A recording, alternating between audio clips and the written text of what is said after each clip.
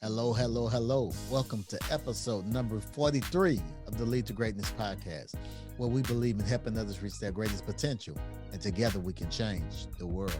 Today on Lead to Greatness, we have Jonathan DeYoe. Jonathan has led an independent financial planning firm since 2002, is an expert financial advisor, a best-selling author, a speaker, and an angel investor. Please help me welcome Jonathan with the title from his book, Mindful Money.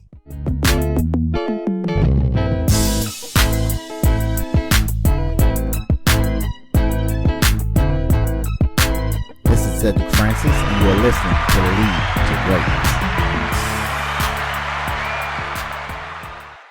Yeah, so I wasn't raised with much. Like I was raised, my mom would say we were poor, right? And so my friends got to do things I didn't get to do. We went camping at the lake. They went on vacations. My parents drove old pickup trucks and they drove new cars. And I remember there was a car that my mom had I don't know what it was, 70s kind of a Buick sort of thing. And the only way, the way that the doors were closed in the back was there was a rope that was tied between the two door handles, holding them closed. So you couldn't open the doors. You had to climb into the window and stuff. It was just, so this is the kind of stuff that I grew up with. And what that did for me is it sort of made me want to understand how finances work, want to understand how I could create stability in my own life and maybe financial success in my own life. And so I ended up very young, reading books on finance and reading books on investing. And my parents would go downtown and I would go into a broker's office. His name was Tom Lee. I would go into his office and he had value line research in his front room. And I would just sit there and read when my parents were shopping downtown or getting groceries or whatever. And I would just, pay attention and read these deep analysis of individual companies. So I was introduced to value investing as a 10-year-old. Didn't have any money to invest, but I started learning about it very, very young. So it's always been something I've been interested in. So when it came to getting a job, Wall Street hired me. And so I've been trained as a financial advisor for 7 years. And purpose is we inspire our students and our clients to pursue their passions, make meaningful financial decisions that are rooted in their values. We are trusted for our knowledge, integrity, discipline, and our commitment to service. When COVID hit, we started building out financial education courses. So my vision, my hope, my passion is to spread the message of what we call goal-focused and planning-driven personal finance to more people, have a bigger impact across more communities. I've created these courses so that I can give them away. Our clients and our clients' kids get them, obviously, but I'm going to give them away as broadly as I can within the communities so more students have access to basic financial education. I think no one's taught anything about money and we struggle for it. So let's fix that. That is awesome. In my environment, it was kind of weird because everybody in the neighborhood was the same way. So it's kind of, we were poor, but we didn't know we were poor. We didn't have any new trucks. So, I mean, the neighborhood you grew up in was sort of like kind of, was it mixed up or? I was a East Side kid growing up in the West Side neighborhood. And that's, and my peers' parents were bankers and lawyers. And my dad's business went under when I was 3. And neither of my parents were really gainfully employed until I was 16. So they ran little businesses. I remember manufacturing, when you win an award at a soccer match or something, you'd get a ribbon, and maybe that ribbon had a button on it. We made those in our basement. The family would get together and we made these buttons so that we would sell them to sports places, and that was what we lived on for many, many years. And there wasn't much there, right? So yeah, it was interesting growing up with wealth around me, but not having access to it myself. Wow. From what you're saying, I mean, your parents taught you, but they taught you how to hustle, how to make it happen, how to take nothing and make something. So man, that is really, awesome being brought up and put in that situation. And it kind of explains, why you took the road and took the path that you had towards the finance and even having to grind to get there. So yeah, definitely. Thanks for sharing that. Definitely. Yeah. Thanks for sharing that. We're living in an interesting time. We still dealing with the same thing, still dealing with COVID. Now we have another strain of COVID and things are different. So this thing that once started off as maybe short term. I remember last year in March, they say, oh, the government and the media say it's going to be over by August. But here we are a year later, and here we are still dealing with COVID. So COVID into, a long-term content for, families finance. Do you have any recommendations, actions that people can take right now? The opportunity set for the investor really came and went in like February, March of 2020. Because as you know, I mean, if you pay attention to the markets at all, markets have fully recovered and are now onto something different and crazy, right? Yeah. So the advice we've given for the last year sort of falls into two buckets. It falls in the first bucket is the always stuff. And so the things I'm going back to today and telling people, hey, these are the things you have to do, are things that we recommend that people do all the time in and out of economic problems and collapse. And those things are very simple. And everyone knows what these things are. I'm not writing these things for the first time. The first is, spend less than you make. Mhm. But the most important thing, and the thing that is actually causing the, like say, the wealth gap or the inequality to rise post COVID, is what people did with that difference. And it's really important to begin understanding that if you want to maintain or build wealth, you have to become an owner. And what does that mean? That means either you've got to own your own business. I don't care what it is, painting contractor, carpet cleaner, I'm a financial advisor, you run the podcast. Or if you're not going to do your own enterprise, you got to own shares of the great companies of the United States and the world. And that is the primary difference between haves and have-nots, is the difference. You save a little bit and that goes into ownership. Then once you're an owner, and this is something that's really critical and very difficult in times like February, March of 2020, you have to accept that bear markets, Huh. regardless of the cause, are normal. They're an unavoidable part of the process. It is because they're unavoidable, unpredictable, uncontrollable, that we always recommend that people maintain an emergency fund and always invest with these three basic principles. And these are always things, always things. Plan appropriate asset allocation, take the amount of risk that's right for you as an individual. Understand what your trade-offs are, where you're spending and how much you've got to save, and build your asset allocation around that. And then within each asset class you own, broadly diversify. So right now, today, or this last couple of weeks, we've seen GameStop and the theaters and silver. And if you were disturbed by that, is because you are too concentrated. If you are broadly diversified, you don't have to think about it. You don't have to engage in that craziness. And then finally, regular rebalancing. And then the next time something comes around, like a COVID or another recession or whatever it's going to be, it could be something that happens with China in the next few years. Who knows? Then if markets fall, look for a chance to rebalance opportunistically. Tax loss harvest, look that up. Tax loss harvesting is a way to add value. And maybe you do a Roth conversion and refinance some debt. So those are the kinds of things you do when things are, disconnected. When there's a problem, you do those four things, but mainly focus on those always things, and you'll get 90% of the way there. Man, you just said it. You just said a lot. It's something I want to deal with. When you first started, you said spend less than you make, and I know you're talking about all these opportunities, to build our finance and to build our future and generational wealth and making a legacy, not just for us but for our family. And you said this. I'm gonna repeat it again: spend less than you make, and in order to do all the other things that you were talking about, spending less than you make, that first step is essential. I mean, that's something that's a must. We have to do that. Maybe a few tips or something, just to kind of get us, the Lead to Greatness audience, get myself, in the right direction. And how do we go by spending less than we make?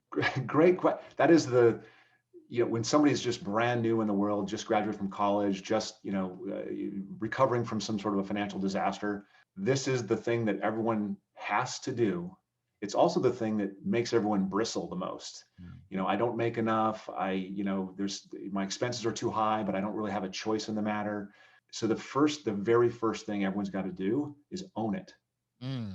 Like you have to recognize when you are not spending less than you make, and you have to decide and note that we're going to make a change here. And the change can only come in two ways. There's only two directions you can take this.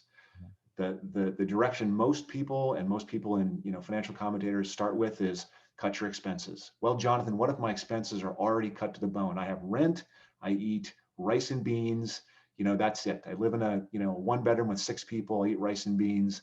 What else can I cut? There's nothing else I can cut. Okay. If that's the case, make more.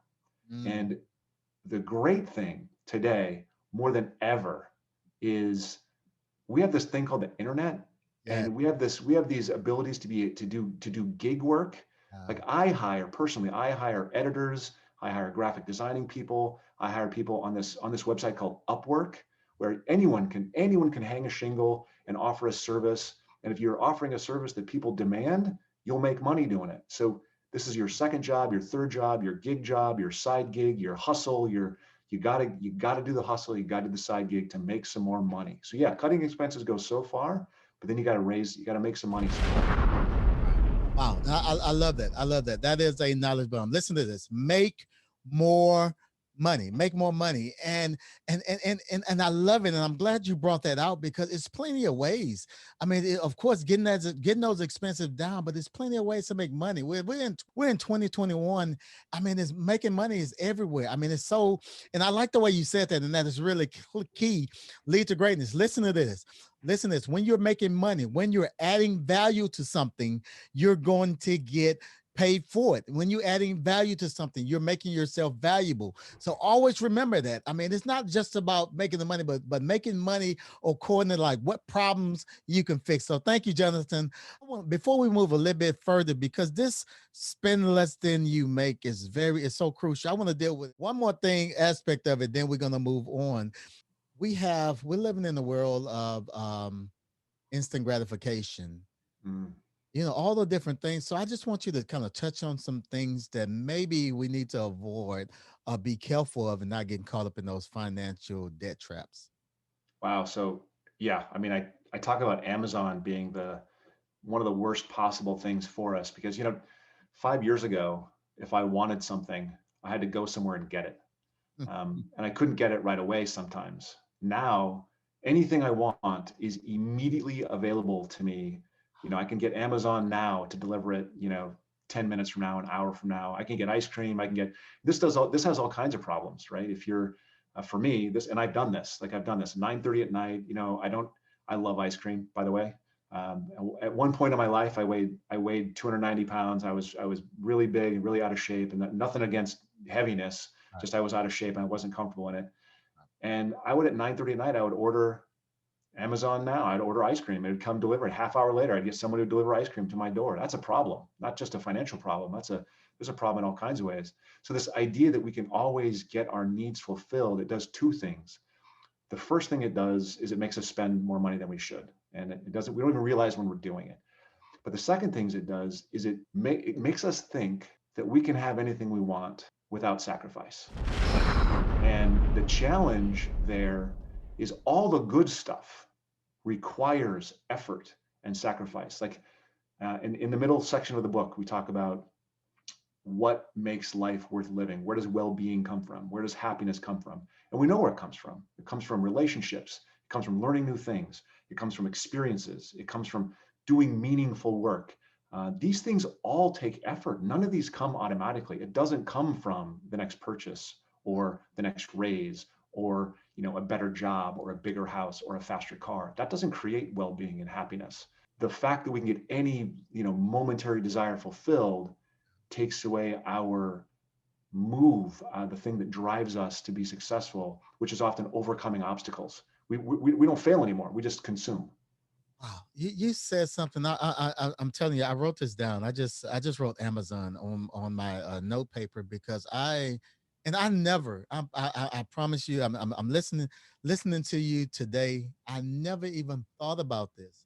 You just shared something that's really lead to greatness. I hope you're listening and really taking note on this. He said something like, Amazon. There's other things other than Amazon, that's this instant buy. It's like we don't even have to leave the house and we can buy right now. It's like Amazon and all these shopping places. I mean, they're taking they taking all the resistance out of shopping. They're making it so easy and affordable to do. And I just thought about, I'm listening to you talk. I mean, I'm thinking the last 3 weeks to a month, I spent more money on Amazon than I spent anywhere else. And it's Yep. just so easy. I just get on my phone, scroll, and every now and then have algorithms, for something that I seen a couple of weeks ago. I viewed it, and then it pops up, and I'm like, oh, I forgot about that, and I click on it, and they bait me in, and I purchase it. And that's one thing I know. I'm like, man, I need to be careful. Need to be careful with that. So thank you You got it. so much for that, man. This is good. This is good. In your book, you talk about goal focus and planning driven. What do you mean by that? The problem, one of the biggest problems in our culture in terms of investing, Huh? is that we are very market focused and performance driven. Like we're all worried about whatever's happening in the media right now and how that might affect markets today. It's a problem because neither the market nor future relative performance of any of investments is predictable or manageable in any way. And there's an enormous amount of academic research that tells us that the vast majority of people who try to do this fail. Now, there are always a few that are successful, but their success derives from luck, not skill. And so I think there's a better way. And we refer to that better way as being goal focused and planning driven. Now, the first step in being goal focused makes sense, right? Is understanding your values and the trade offs you need to make. What's important to you? What are your goals? What are the trade offs you need to make your dreams of your future become a reality? It's a fancy way to say financial planning. Now, if we change from market focused and performance driven attitudes to a goal focused and planning driven attitude, we begin to pull on levers that actually create better outcomes. And now the goal is always better investment outcomes. The path to that goal is through goals and planning, not timing and selection. So becoming goal focused and planning driven is sort of a practical solution to a deep and challenging human, emotional, personal finance problem. Mm. I said earlier that I actually started trading. I bought my first stock when I was 10. Now, I've invested in lots of different ways and I have failed in lots and lots of different ways. And I can tell you that the simple belief that things get better and the commitment to being patient and disciplined with investments is far more practical and useful than market intelligence or any kind of dreamed ability of predicting outcomes. This is the message that I want to spread. This is why we do educational courses. This is why we are wealth managers. On the aspect of money, why is money such a significant source of stress, whether we have it or not? So the first reason is we don't provide any education, Hmm. about money. We grow up and we're basically flying by the seat of our pants when it comes to personal finances. I remember when I went to college, one of the first things I got in my dorm room was a box that had, it had coupons for local sandwich place, had a cookie in it, and had 4 credit card applications. Like that's how we're introduced to this stuff as young adults. So you might read a blog or go to that 1 hour session at your company's 401k, but generally, unless you seek it out, there's no education about this stuff. The second reason, and this is cultural, this is a lot more about the US than it is other places. We've financialized everything. Like our idea of success, just scroll through your social media feed. Everyone's creating a self-image of financial success. I drive this car, I fly on this plane, I take this great vacation, I eat this great restaurant, this great food. The entire middle section, again, of the book is devoted to remembering what true wealth comes from. Hmm. Staying healthy, learning new things, maintaining those really close relationships. One of the important implications of the planning process is you actually think about what matters to you. Your definition of success should involve things that make you content and happy, right? If you build a life based on that foundation, money doesn't take that same import. So, one, no education. Two, we make money too big a thing. It takes up too much of the center of our lives, and it shouldn't. Yes. That's really an interesting thing. You touched on it. I want to pull a little bit more out of that. Why do we tie money to success? It's like you're not successful unless you have not just money to live, but lots and lots and lots and lots of money. That's it. I mean, that's for me. That's the $1 million question. I don't even know if I have an answer to that. I spend a lot of time thinking about a concept of enough. No. Like what is enough, right? Yes. And that's when we look at a financial plan, Mm. then I know, and we talk about people's goals. Okay, so you've got 2 kids, we've got 2 college educations, we've got a retirement, so we need a retirement income. Maybe you want to take a big trip. Maybe you want to take a big trip every 5 years. So I have goals. And so getting to those goals, that if I can get to those goals, that's enough, Mm. right? But 90% of people or 75% of people they haven't done the work. They don't know what the plan calls for. They don't know what they want. So then then it's not enough. It's about more. Yes. If I just had a little more, and then you get on this hedonic treadmill where I get to more, and then guess what? I want more. I have no concept of what's enough for me. And that's a deeply personal thing. What is enough for me in my life? And how do I keep it from like sliding into more? And that's a challenge. I face that challenge. I think we all face that challenge. It's just we have to recognize the challenge. Wow, that is a knowledge bomb, and that is something for us to really think about. And you said that. I mean, matter of fact, you said, and I just thought about, and I'm like, man, with most things, it's like if we just because one thing about a map, if I'm going from I live in Houston, so if I'm going from Houston to Florida and I'm driving, I have the map, or well, now we have GPS and Google Maps or whatever.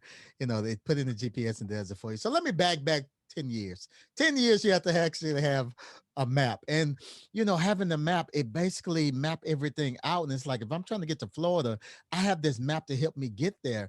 And I believe, you said as far as planning the finance. I think that's one of the things, planning and budgeting and goals is really can help us with this enough that we may be fighting with for the rest of our lives, but I think it can help. It can really help us kind of honed in on where we should be. So I love the way you definitely explained that. You mentioned when you first went to college, the first thing you introduced as far as finance concerned is credit cards. Mm. What would you say to an individual, because I believe this is where the problem starts for most of us, especially going to school, college, and you're in more debt before you even get a job. What would you say to that individual that's just going higher learning, going to college? What would you tell them to be careful and to look out for while getting your education? I mean, it's a great question. There's a couple different pieces there. There's a couple different kinds of debt that occur in college. So there's the first part of college debt, and I think probably the important part of college debt is the debt to actually get the education. So the Mm, first question people ask is, Jonathan, or to any advisor and to many bloggers, hey, should I still get a college education? I am very deeply into the camp that yes, you should. Like I think that there's a lot more benefit, and incomes are part of it, but you become who you become by spending time with other people and facing other ideas and having to work through problems, and that's your first time away from home. For me, it was the first time away from home for four years, and it was really important for me to go to college. And so I think that there's value there, both financially and personally. Now, I worked 40 hours a week while I went to college to pay for college I was going to. When I went, the cost of college was such that working 40 hours a week would pay for college, as a college student job, like I was a fry chef, right? I was not making a ton of money. Today, I don't think that's the case. I don't think today you can work a full-time job and go to college and that full-time job will pay for college. College is too expensive now. And the credit cards are what's the best word? They are sort of the vulture. They are trying to get you to do things you shouldn't do. Now, if you're using those credit cards because you know what, you got to eat, well, that's one thing. But if you're using the credit cards because you know what, I need to fill the tank so I can go visit my girlfriend across the state at a different college, that may not be the best use of that money, right? So it all comes back to this idea of having a plan, knowing what's important to you, and making trade-offs. And what I mean by those trade-offs is, what am I willing to give up so mm, that I can have the things that are really important to me? yeah. What am I willing to give up so I can have the stuff that's really important to me? And in the context of time, I'm willing to give up money that I have to pay back on student loans so that I can have a job and an income stream that can support a family later on. Um, that's it's a hardship once I graduate, for sure. But if you haven't taken on too much debt and taken on too much of the other kind of debt, you're probably fine. it's just a long-term planning issue. It's a resource management game once you graduate at that point. I want to move a little bit in, generations. What do we get most wrong about transferring money between generations? Wow, it's almost not even PC to talk about this these days. But there's an old saying, and this saying exists in lots of different cultures. Mhm. It's shirt sleeve to shirt sleeves in 3 generations. So the idea behind this saying, and this is true, most wealth created by one generation is gone by the third generation. Thomas Piketty wrote a book, and he talks about this a lot, about how wealth accumulates and accumulates and accumulates.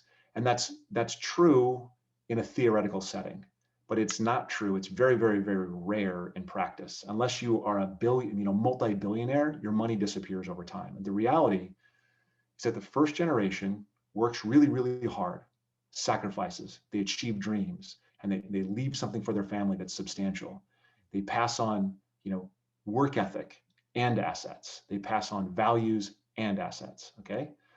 Second generation sees the struggle. They are a participant in their lives on the hard work, but they live a life of a little bit more comfort. They remember the frugality of their childhood, and they all had good educations. They made good financial choices.